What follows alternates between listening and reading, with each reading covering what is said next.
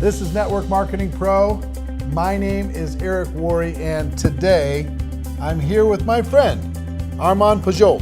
How are you, Eric? How are you? Phenomenal. Thank you for coming to town. Super. Thank you for the invitation. I really do appreciate it. You drove over from Los Angeles? Definitely. Very nice. Anything for you guys. Very nice. I got an opportunity to meet this guy this last year. We've known of each other for some time, but finally got a chance to hang out a little bit, hear a little bit of his story, see what he's doing, and so we just decided, hey, we should have an interview. Also, at Network Marketing Pro, we know we're far behind the curve when it comes to serving our Latin community. Definitely. Throughout North America, Central America, South America, we're not doing as good of a job as we need to do, and we have a big commitment to improve that over the course of this next year, and I think you can help us. Phenomenal. I would love to help to really do that. To do that. Why don't you talk as we start? Why don't you talk to people about where'd you grow up? What's your story? Where'd you come from? Well, basically, I grew up with a single mom, right, and with dads on the weekend. Type of deal, and one of the things that happened, especially with my life, is that I ended up going to his hot truck, lunch truck, or road coach, whatever you guys like to call it, and work with him. And I used to love that to do, just to. Where was this? It was in Los Angeles. Okay. So he was one of these original guys that was out there, cooking food for these companies out there. And we used to love to go out there with him and just spend some time. And I was to the point that I was even charging people, and I was giving them the right change and everything. There was no computers back then, so everything was calculated in your brain, right? And I really loved the sense of business from that point. And I know a lot of people love baseball, a lot of people love football, and a lot of people love, all these sports out there. This is my sport, and when business, I figured that business was my sport, I just stuck to that really hard. Now, did you think that way through school also? When did you start doing this, to get this business mindset? How old were you? Well, look, during school, obviously I was living with my mom. She was not she didn't have that much money. I mean, we were going through homes. Sometimes we lost a home. Sometimes we were kicked out of an apartment. It was a very hard time. Sure. Definitely. And to help her, sometimes I used to go out there and try to find something to do. One of the things that I did was, I was that guy at the high school with, instead of a backpack full of, books, it was full of candy. And I was like hawking candy everywhere else, and I was selling it. I was like, I think I was making more money than the drug dealers, right? But, so I started making a lot of money. People used to know me as, the guy who just always made some money here and there, and, had the car. And I started really growing in that area. So, when network marketing came to me, basically it was one of these situations. It was funny because somebody invited my mom to a home party. Mm-hmm. And when I showed up to this home party and I looked at all her friends buying this stuff, I was like, you know what? I need that stuff to sell it to them without knowing what network marketing was really. So what I did was this, I was looking for this company, I looked for the company, and then until I found this company, I figured out what the company was and basically got in, but and I want to retract a little bit. When people invite you to a company and they say you got to recruit you, to me, that was absurd at that time. I was like, what recruit? What do you mean, sponsor me? What? So to me, I was trying to find the wholesaler. And I was looking for that wholesaler until I found somebody who actually explained it to me. I got in. And so you're trying to get to the source. Exactly. You didn't want to have a middleman. No, I didn't want that middleman, right? So I got this product and I started selling it, but I basically did this. I never knew network marketing. I never did network marketing. As a matter of fact, this company was a step to learn what network marketing was for me, because what I did was I took this product and I hired. Now, I didn't recruit no one.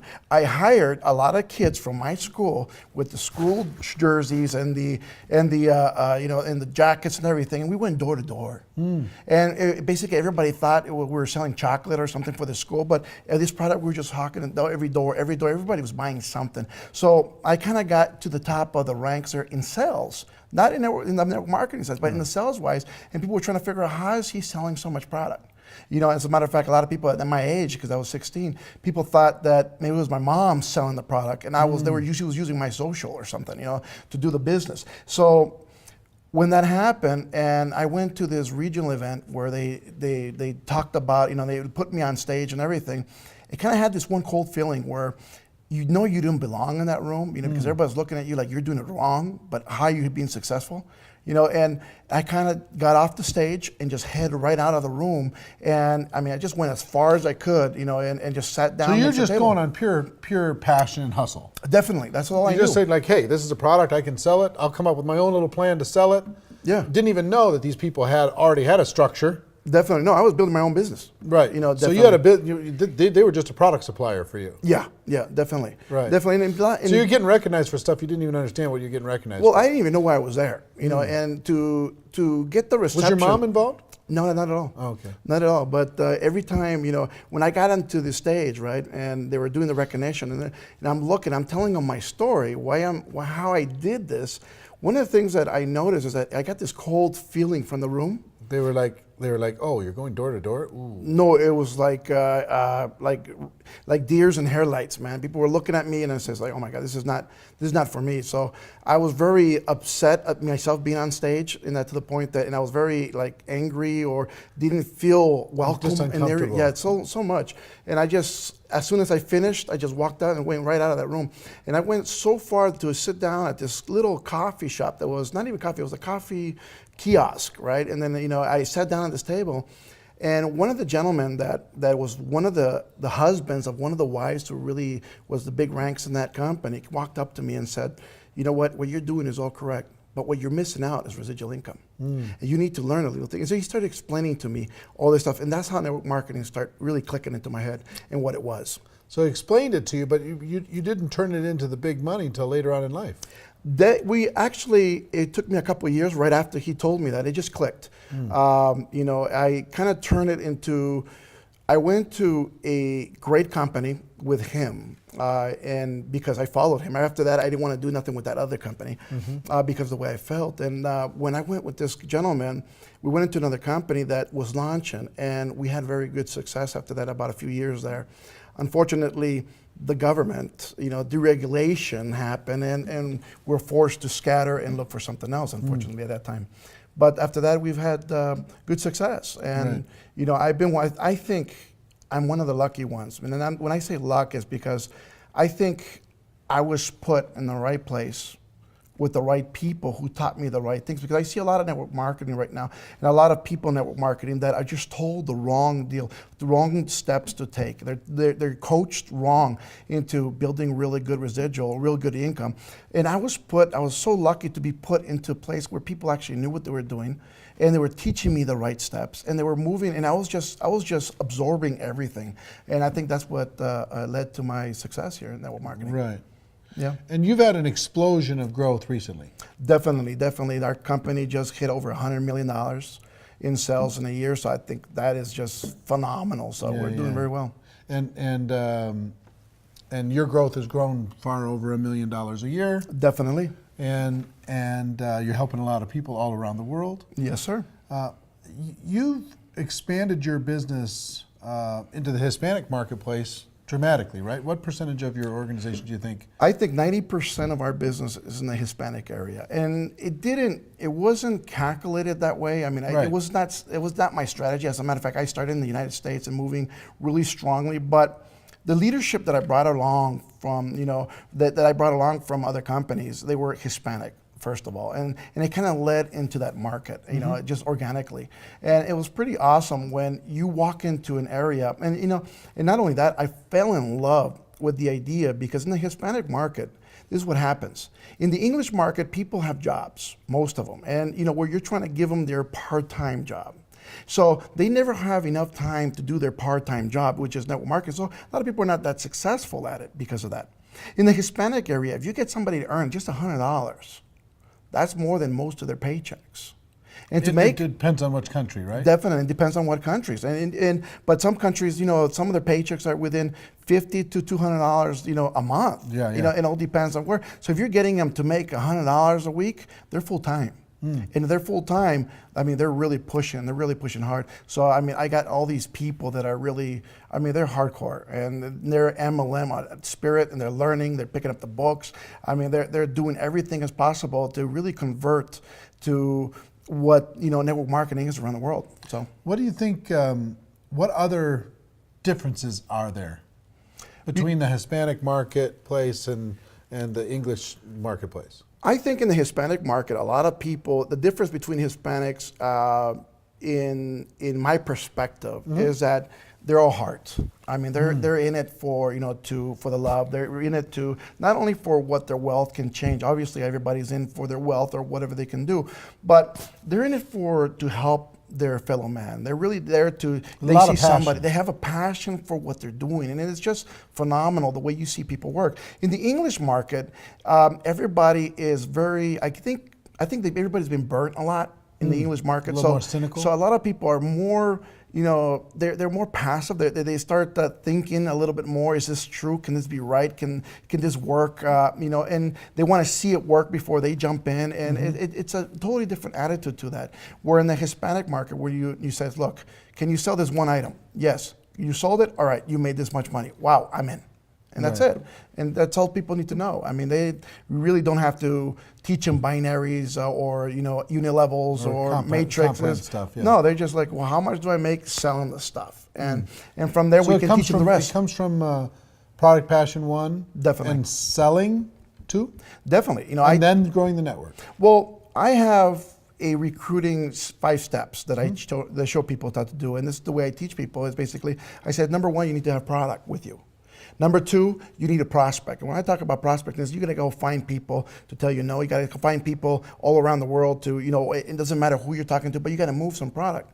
And then number 3, you got to follow up with these people. After you start following up with the people, you figure out where they're at, and then you start sorting them, which is number 4. What I mean by sorting is, who's a customer, who's a distributor? Not everybody's going to be a distributor. And if we have that mentality where we says, look, less than 5% of the people you're going to touch are going to be distributors.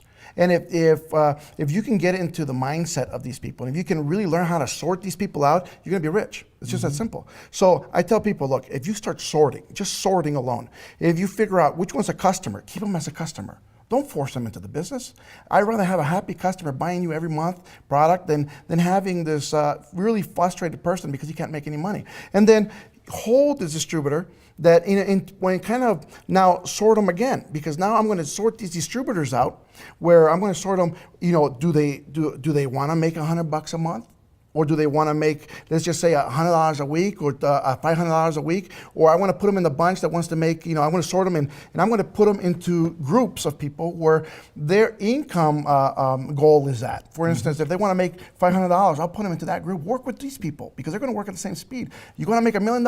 I'll put you with these people because they're going for it. They're working 24/7. That's what they want to do. I don't want to feel like you're being tugged. I don't want to feel like you're being pushed. I want you to be happy. I want to be content because the more people are content in this business, they're not feeling like it's another job.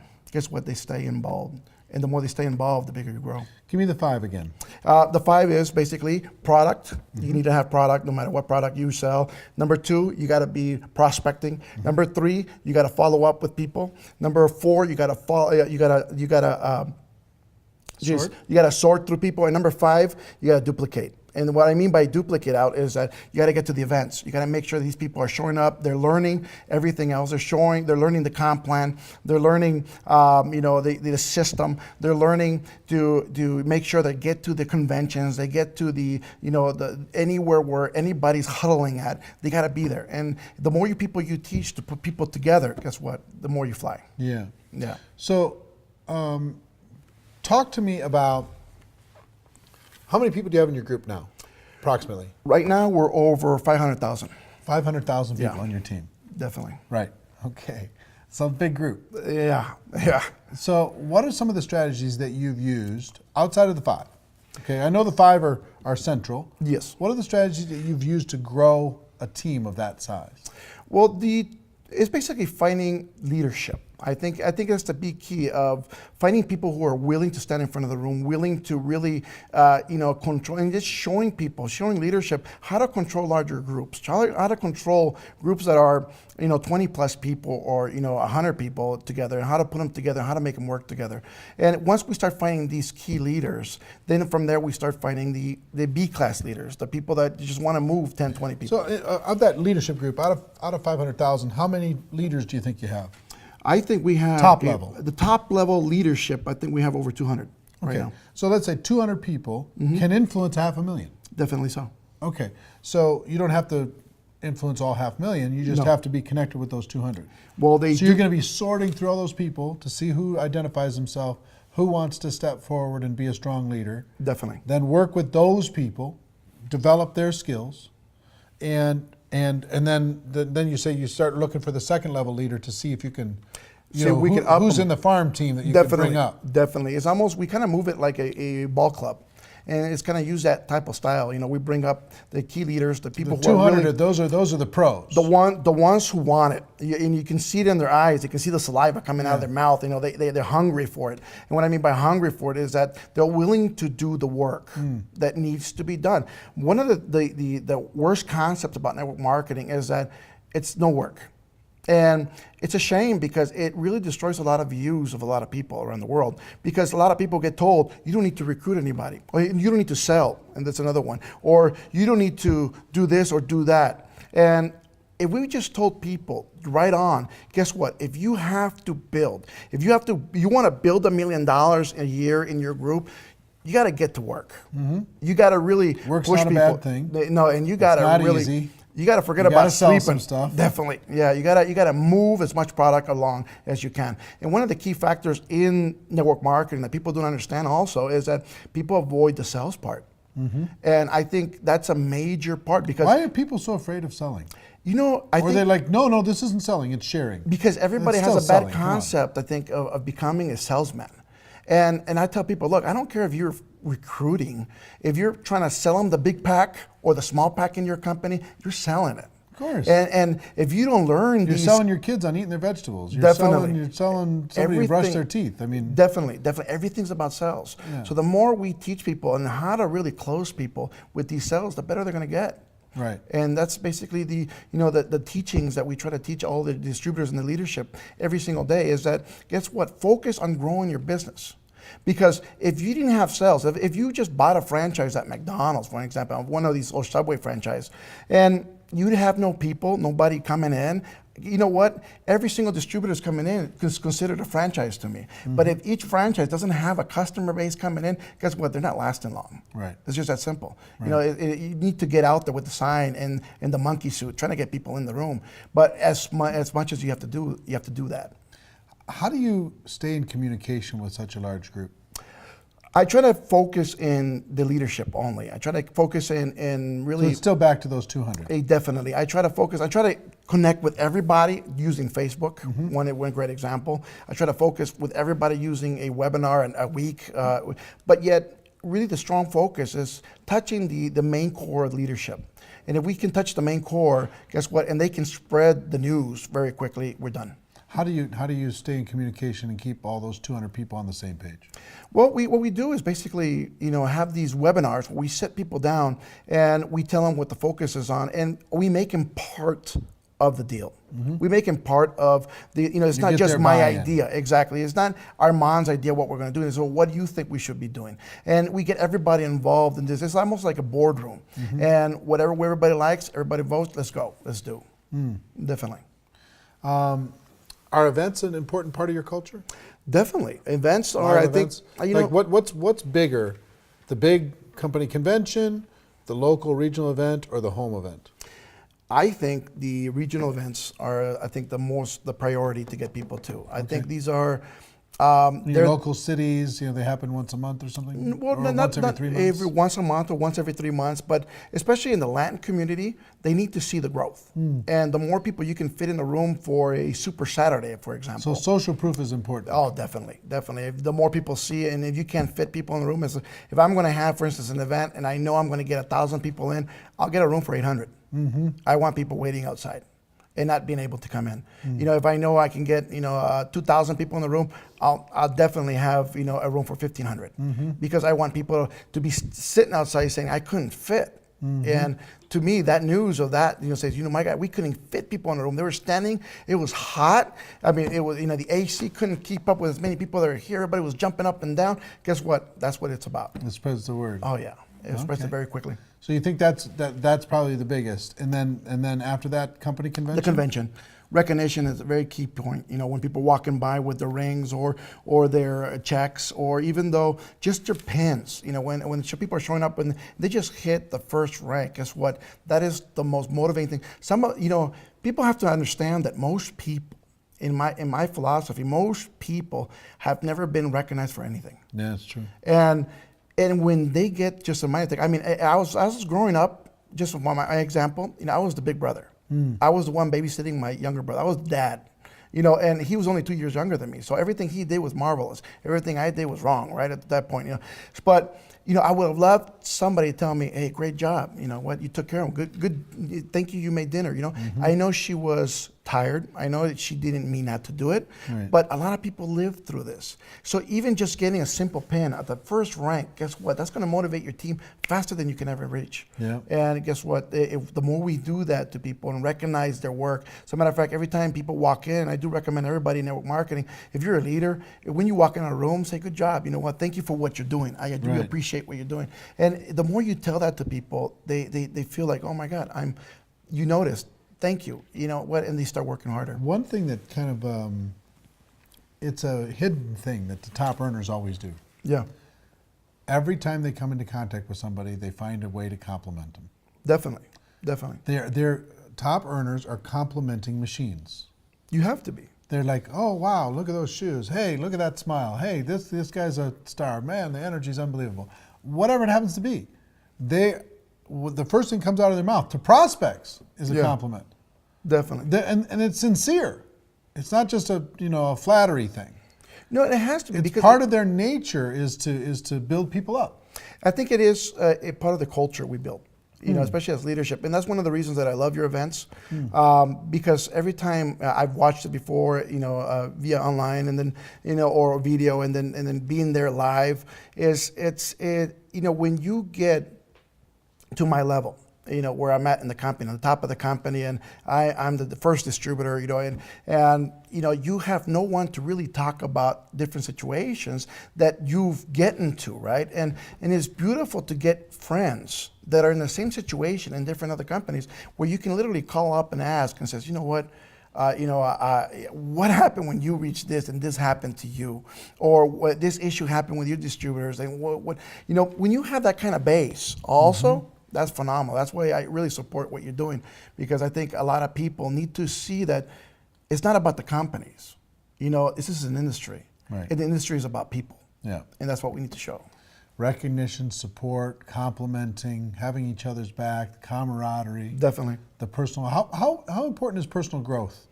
Definitely. Inside of your culture, inside of your organization? It's important because, see, personal growth is, first of all, I try to teach people at the very beginning as they're coming in, to get into a little small system, like the 5 steps, for instance. Just like McDonald's tries to show you how to make a cheeseburger, right? You put the bun, you put this, you put the, done, wrap it up, let's go. So they know what they're doing right away. After that, you try to get them to learn a little bit better. Most of these people, especially in the Latin community, or even here in the United States, a lot of people have not had the schooling. Even just a regular schooling, you know, most of them have not even graduated high school, and now you bring them in and you show them these steps. They're hungry to learn. And a lot of these guys, especially in Latin America, they didn't go to school because they weren't smart. They didn't go to school because they couldn't afford it. Well, they had to work or they had to do something else, but everybody was hungry to learn something. And if you can teach them the art of what is self-development, man, it's just a change in the world for them. Yep. And some people, and I believe this, people are in network marketing. If they're not here for the money, which is the minimal part, unbelievable, you know, most people are here for the self-development because they know what they're going to learn. They feel good. It's almost like going to church every week, you know, and they sit there. They're growing. They and clap. This is an environment. I've got lots of friends that they got involved in network marketing just to get around a positive group of people. Yeah, definitely. Just to change the people they're hanging out with. Instead of a negative environment, they're in a positive one, and everything else is a bonus. You know, one of the times that I was... I stepped away from network marketing for a short period of time, and I didn't want to go back into network marketing. But what drew me back was being with the people, stepping in, the camaraderie. I just had to go back in front of the room. So I loved, spending nights, on Thursdays, Tuesdays. Some people don't understand this, but network marketing is not about the product. to me, the network marketing is not about the money to me. It's about the people. And when you're with people, then you see them change. You see them smile. You see them thanking you.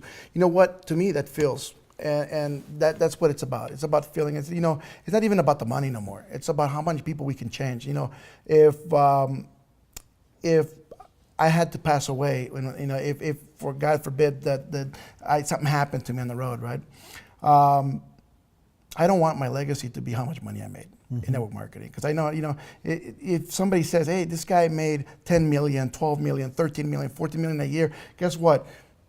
It's chump change compared to what Bill Gates is doing. You know, so you're down there. But if we can show that your legacy is going to be how many people we can help and how many people we can change their lives. And I'm not talking about making them millionaires. It's just paying their bills, making sure they can put food on the table for their kids, making sure they can do something more in their lives. We're done. I mean, I that's what I want. And that's what I want to be recognized as the person who changed the most lives in this world. And that's where we're at. I mean, my wife laughs at me and says, you know what, you think you're Mother Teresa of network marketing? I goes, no, but you know what, I have a calling for this. And I think that's what we're at for, and that's what we're pushing for. So, I mean, that's one of the big reasons we're going to bring a huge group now from this period on to the Network Marketing Pro events. You know, and I'm going to think I'm going to fill the rooms, and the reason is that people have to see that part. Unfortunately, in regular network marketing, in the regular conventions, you get just the business, but nobody sees the industry. And when you see events like yours, one of the things that I love is that you see the industry, and guess what? We're all the same. No matter what company you're at, nobody's same hopes fighting. And dreams, exactly. Same Nobody's basic skills. Fighting in that room. Nobody's wearing their pins. Everybody's hugging each other. They know each other from Facebook. You know what? It's like Facebook exploded in live, right? And when you're sitting there and you're hugging, you're taking these shots, and you're loving it. I have friends from all parts of the world in different companies, and when you can really do that without having the fear that, hey, you know what, if I take a picture with Eric Worre, am I going to have my check cut? You know what, that's not what it should be. It should be the industry and the industry as a whole. That's it. You talked a little bit about legacy. Talk about what makes you different. What makes you different? You know, you just as an individual. What makes you a better leader? What makes you more successful than somebody else who joined same time you did or around the same time you did and hasn't had the same kind of success? What do you do different? What makes you, what kind of separates you from the crowd? I think what separates me a lot from the crowd is that, like I said, I came in while I was 16. I think I was very young, and I was very able to absorb a lot of the information very quickly. And like I told you before, I was put with the right people, you know, and I was listening a lot to Jim Rohn and, a lot to these great mentors that are all over the internet now, and I remember just listening to some tapes and picking some information, because I was never able to see them live at those points. But guess what? It was like I was there every single time. And when you pick up these little tips and how to do the business, it makes you different than everybody else. Because now, unfortunately, with I think network marketing, so all these people now have these systems, and I believe these just systems, and not to offend anybody, but I've seen a lot of these systems as they're like copycat systems. They just change the product, they change the name, they change, it was all the Amway system from many moons ago, or the Herbalife system they were using, and all of a sudden, guess what? It's not working for their company because it was not designed for their company. Not that the system was bad, it's not designed for their company. But when you bring in the passion, and you go down to phase one in network marketing, where you're out there every single day. And one of the things we do, and even my wife and I still do, we still prospect every single day. We still recruit every single day. It doesn't matter how much money we're making. It's about really showing people that if you're going to teach people to do a home meeting, you have to have a home meeting. If you're going to teach people to have a Thursday night meeting, you have to have a Thursday night meeting. If you're going to teach people to do something, you better make sure people are seeing you do it too. And if you can show them that, hey, I'm doing it, you should too. This is how we make the money. Guess what? People are duplicating you. Yep. Do this for me. Definitely. I'd like you to look into this camera, and I'd like you to act as if you're talking directly to one person. That person wants to have success. They want it so bad they can taste it. They don't quite know how to get there. They're maybe a little bit nervous or self-conscious. feeling a little bit insecure about their skills or their abilities. What advice would you have for them to succeed in our profession? Well, this is one thing. Let's just talk about Joe. Let's just say it's Joe. Joe, I know you're having a lot of issues and a lot of problems, especially with network marketing. You're looking at it, you're not having any success. But first of all, you have to think and you have to look in the mirror and see where you really want to get to. I want to tell you one thing, that if you look at yourself, what do you see? Do you see yourself as $1 million earner? Do you see yourself as a $1,000 earner? Where do you see yourself at? After you look at that and you look at yourself and you get to believe it, now repeat it. And when you repeat it and you start repeating it all the time and all the time, I'm going to be this, I'm going to be this. And you get yourself to believe it, because the mind does one thing, Joe. One of the things that it does is that, it convinces you. That's why these con artists out there, they believe so well in different things that they are, right? That they can fool other people with. You have to fool yourself into the point that you are a professional, because you become that professional. Now you become the professional so fast that you're going to start seeing, you're going to start shaking hands in that manner, and you're going to start building.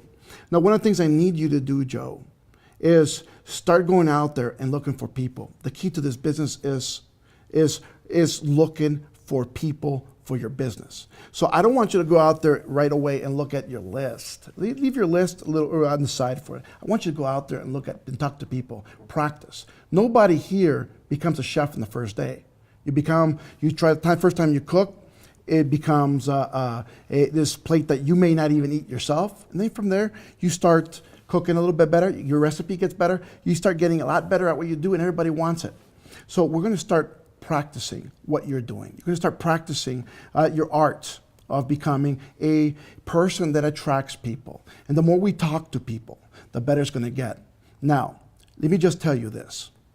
In network marketing, the more people you touch, the bigger you'll get. It doesn't matter if they tell you no or they tell you yes. The more people you get, the more people you touch, the more people you speak to, the ratio is that you're going to get at least 10% of those. If you're getting 10% of everybody you talk, how many people do you need to speak to every day to get the income that you want to reach? The more and more people that you touch, the better you will get. Look, this is one thing that I did. When I was starting this company, my goal was 100 products a day. I would not go home without moving 100 products a day. And I would go door to door. I would go to flea markets. I would go anywhere I needed to go where there was a lot of people. And I would move 100 products a day. If not, I would not go home. That was the deal. And we started doing that so well that we started growing our income very fast. We start growing our distributor base very quickly. We start growing our people very quickly. And the more you do that, the better you'll get. Now do me one more favor. Sure. And for the English-speaking people listening, you're going to have to forgive us for a moment. Do that same thing, but in Spanish. Definitely. Para todos que están allá afuera, amigos míos, aquí estamos para ayudarlos a crecer. Una de las cosas que quiero que cada uno de ustedes entiendan, que si ustedes quieren crecer en network marketing, tienen que ir a prospectar, salir afuera a buscar gente. Cada vez que ustedes salen a buscar gente, amigos míos, no importa si les dicen no o sí en transcurso, cuando están buscando, la mayoría de gente, tienes que pensarlo así, el 10% se va a quedar, te va a comprar producto, va a estar dentro de tu red. Si cada uno de ustedes, amigos míos, siguen buscando gente, cada vez, ¿sabes qué? Más vas a crecer. Al principio, cuando yo comencé esta empresa donde estoy yo, nosotros movíamos 100 productos al día entre mi esposa y yo, si no, nos regresamos a casa. 100 productos al día, 100 productos al día, 100 productos al día. Ese es el método donde agarramos una base de clientes, una base de distribuidores, una base de muchas cosas. Y una de las cosas, amigos míos, que quiero que ustedes no reconozcan, es que lo más que con la gente que tú hables, lo más que vas a crecer. Entonces, depende en ti cuánto quieres crecer tú. ¿Estás listo para hacer algo grande? Prospecta, prospecta, prospecta. ¿Te gusta la idea? You said that faster. I'm very good at Spanish now. Ladies and gentlemen, thank you, Armand. No, thank you for the invitation. I appreciate it very much, and I hope you got value from this. Ladies and gentlemen, If you did get value, pass this forward to somebody that you think would benefit from listening to it. Share it with a friend, like, comment, push it around the world. Together we're doing important work. Ladies and gentlemen, our wish for all of you is that you do decide to become a network marketing professional, that you decide to go pro, because it is a stone cold fact that we do have a better way. Now let's go tell the world. Everyone have an amazing day.